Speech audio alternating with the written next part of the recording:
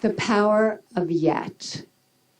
I heard about a high school in Chicago where students had to pass a certain number of courses to graduate, and if they didn't pass a course, they got the grade not yet. And I thought that was fantastic, because if you get a failing grade, you think, I'm nothing, I'm nowhere.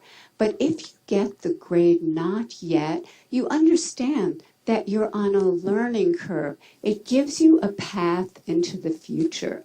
Not yet also gave me insight into a critical event early in my career, a real turning point.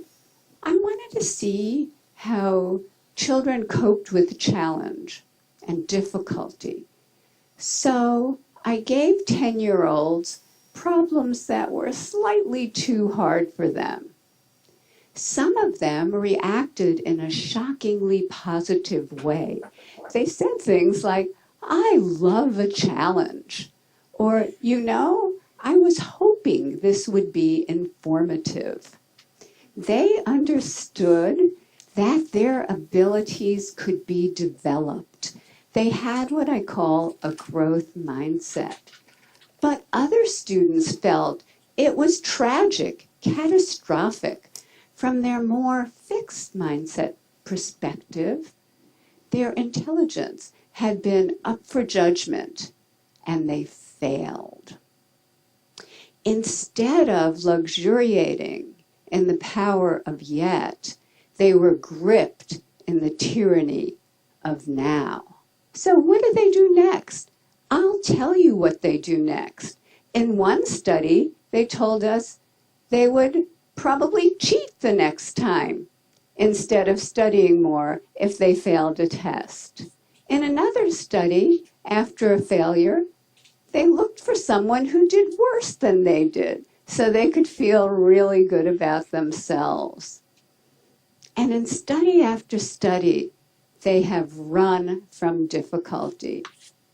Scientists measured the electrical activity from the brain as students confronted an error. On the left, you see the fixed mindset students. There's hardly any activity. They run from the error. They don't engage with it. But on the right, you have the students with the growth mindset, the idea that abilities can be developed.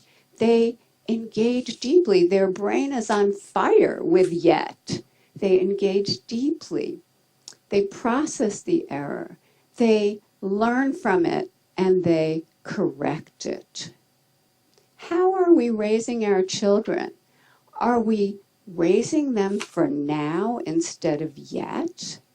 Are we raising kids who are obsessed with getting A's? Are we raising kids who don't know how to dream big dreams?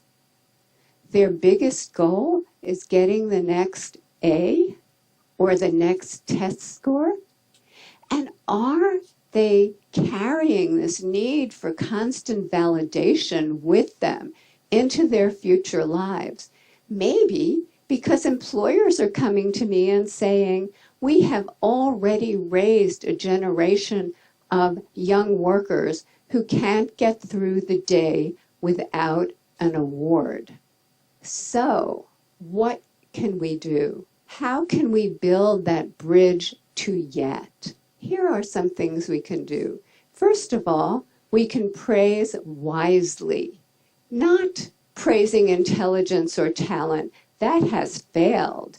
Don't do that anymore, but praising the process that kids engage in. Their effort, their strategies, their focus, their perseverance, their improvement. This process praise creates kids who are hardy and resilient. There are other ways to reward yet. We recently teamed up with game scientists from the University of Washington to create a new online math game that rewarded yet. In this game, students were rewarded for effort, strategy, and progress. The usual math game rewards you for getting answers right now, but this game rewarded process. And we got more effort, more strategies, more engagement over longer periods of time, and more perseverance when they hit really, really hard problems. Just the words yet or not yet, we're finding, give kids greater confidence, give them a path into the future that creates greater persistence. And we can actually change students' mindsets. In one study, we taught them that every time they push out of their comfort zone to learn something new and difficult, the neurons in their brain can form new, stronger connections, and over time, they can get smarter. Look what happened. In this study, students who were not taught this growth mindset continued to show declining grades over this difficult school transition.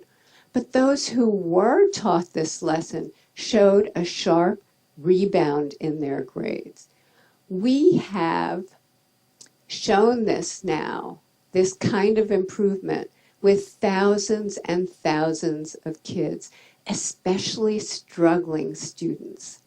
So let's talk about equality.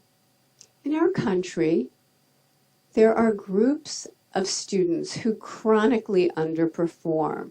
For example, children in inner cities or children on Native American reservations. And they've done so poorly for so long that many people think it's inevitable. But when educators create growth mindset classrooms steeped in yet, equality happens. And here are just a few examples. In 1 year, a kindergarten class in Harlem, New York, scored in the 95th percentile on the National Achievement Test. Many of those kids could not hold a pencil when they arrived at school. In 1 year, fourth grade students in the South Bronx, way behind, became the #1 fourth grade class in the state of New York on the state math test. In a year to a year and a half, Native American students in a school on a reservation went from the bottom of their district to the top. And that district included affluent sections of Seattle. So the Native kids outdid the Microsoft kids.